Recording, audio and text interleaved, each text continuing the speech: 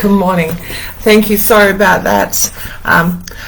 For those of you that don't know me, I'm Jody. Welcome to our early morning moments. Sorry for the hiccup before. As I said, this is new to me and I'm just really getting used to all of the technology. Today I look a little bit more turned out. Well, at least I hope I do, because my oldest child has told me to. We've got online training that's starting for 6 hours at 7:30 a.m. Australian Western Standard Time. And at the moment, you're talking to me not from our not from my kitchen, but from our home office, which is probably a little messier than our than the rest of the place, because everything happens in here. So yesterday we had a great morning, and actually had a lot of feedback.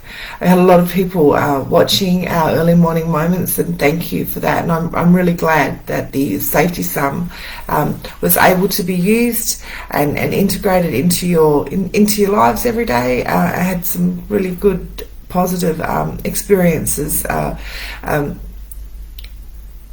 talked to me or told to me from others. Anyway, but one of the questions I got, well, a few of the questions I got were around what is the continuum of safeness? How do we know when our kids are on it? And how do we know if our kids are feeling safe? So that's just a huge amount of questions, and I'm going to answer them over the next several days, or try to talk about them over the next several days, because of course there are no absolutes. But first I thought what we should talk about is feeling safe, and the idea of feeling safe versus what being safe is. And what that might mean for us as adults, grown-ups in a child's life, and also for the child. So firstly, I suppose the best way to talk about that is that feeling safe is actually an internal process. It's something that we feel inside ourselves. It's a feeling that comes from within us.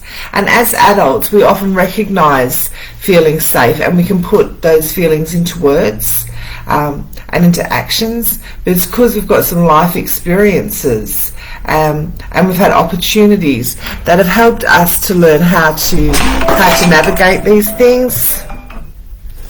So as some adults, of course, have had no experience of safeness, and as a result of some adverse life experiences, they may constantly be living in a place of trauma.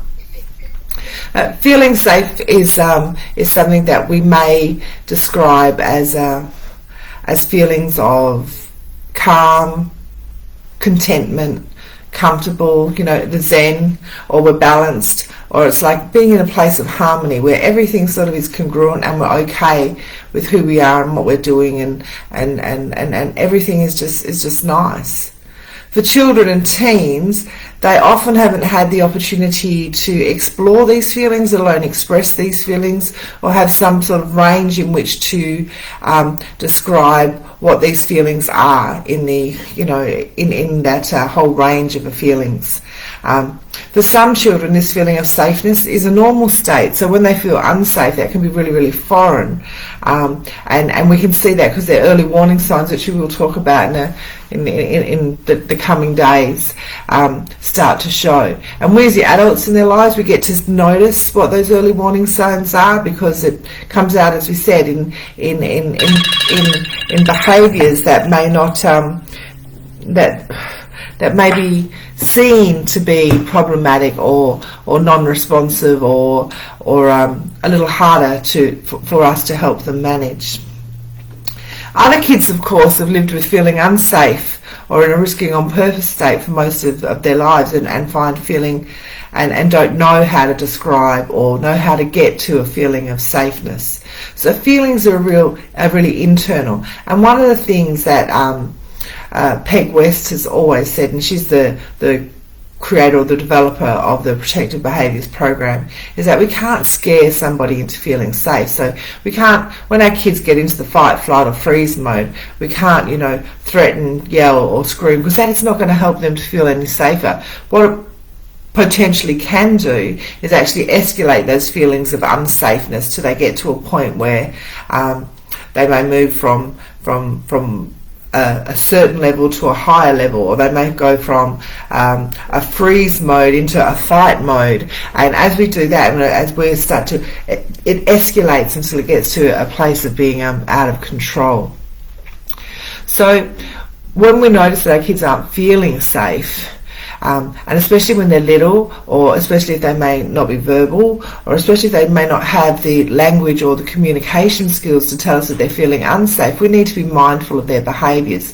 So as grown-ups, again, in a child's life, we're mindful of the behaviours that they're displaying or what's going on around them, and we get to know their language of when they're feeling safe and unsafe. And it's a really good opportunity for us to continue to have those language conversations with them.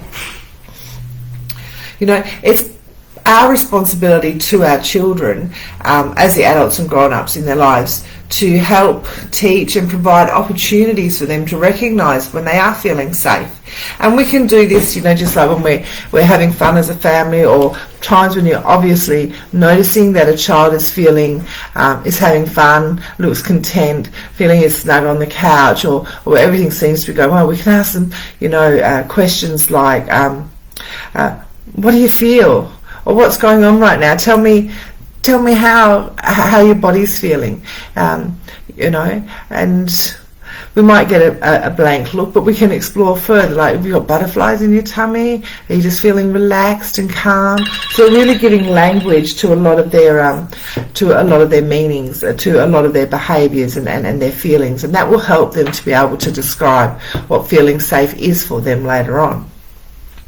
The difference between feeling safe and being safe is because you could actually potentially be in a situation that is safe but not feel so. A good example might be,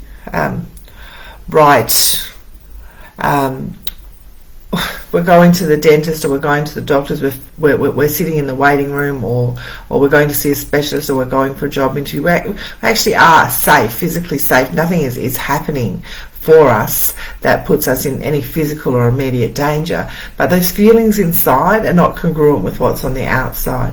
And just because somebody might say to you, in this space you're safe, so sit there and be safe and be okay, if what's going on inside of us isn't feeling so safe, we might have all of our early warning signs, or you know, unhelpful thoughts patterns, or unhelpful thoughts in our brain, or our heart is feeling really, really sad, or maybe we're worried spiritually about things. So all of that, as well as our early warning signs, can really help us to feel unsafe, even if what we might be in is potentially a safe situation.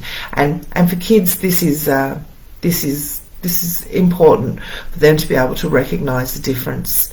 That yes, they might be sitting waiting to see the school principal, or they might be told that someone's going to have a chat with them, and they are physically safe, but they're really, really feeling all that anxiety and the angst and their early warning signs of feeling unsafe on the inside. So talking the difference about feeling safe and being safe. For teenagers, actually, it can be a little bit reverse, because they can be in this whole risk-reward scenario, because being a teenager is about stretching those boundaries, seeing how far they can go, and they're really into that instantaneous gratification, you know, risk versus reward. It's almost a process that we go through till we get to adulthood, and we learn what sort of risks are worth what sort of rewards. And they can actually then potentially feel safe in what we might consider to be an unsafe situation.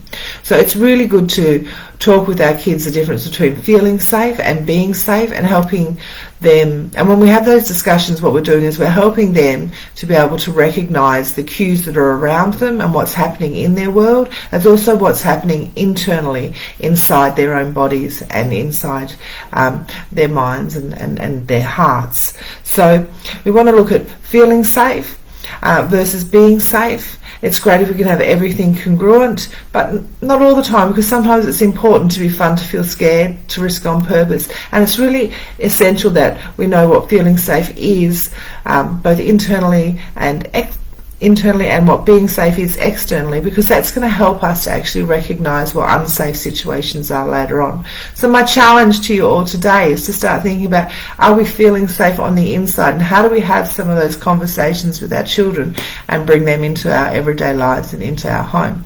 Tomorrow we might actually have a look at how we can talk about or talk with our children about feeling safe, or demonstrating with our children about feeling safe, when sometimes some of our kids actually have a really hard time processing their internal emotions or their internal balance. And that'll be part of our conversation tomorrow. And we'll spend the next week or bit with little bits of elements of safeness, what that might look like, what that might feel like, what the continuum of safeness is. And when we're talking about feeling safe with our kids, don't forget one of the essential elements of feeling safe is the safety sum. Do we have choice? Do we have control? And do we have time limits? So those three things are really, really important.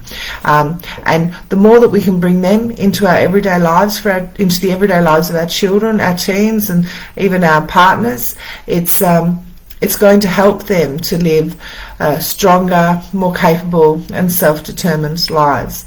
So that's it for me for this morning, because I've got a 7:30 a.m. start with some training, and I look forward to seeing you all tomorrow, same time. Have a great day. It's time for my cup of tea. All right, take care. Bye.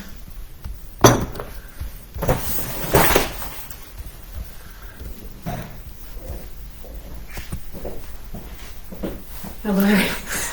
I snuck in out the back. Hold on.